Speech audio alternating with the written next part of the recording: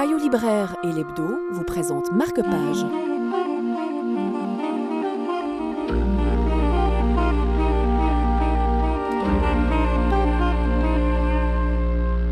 La femme de pierre est le quatrième mouvement d'un ensemble de romans indépendants qu'on appelle le Quintet de l'Islam.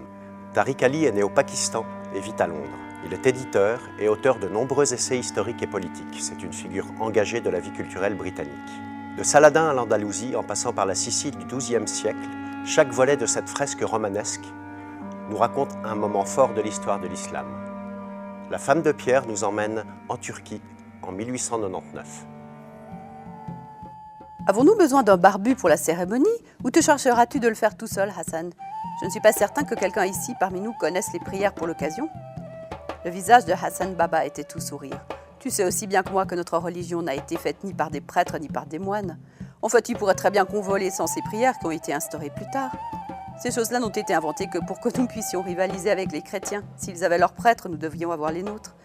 Dans notre religion, il n'existe pas de séparation entre le spirituel et le temporel. Ça a toujours été un grand problème, dit Halil. À travers une famille de l'aristocratie ottomane réunie autour de son patriarche Iskander Pacha, se poursuit le déclin de l'Empire et se tissent les contours de la Turquie moderne avec ses soubresauts et ses drames.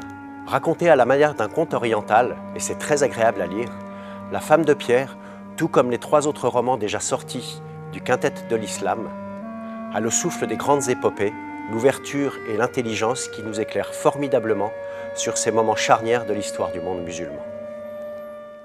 Payot Libraire et l'Hebdo vous ont présenté Marque-Page.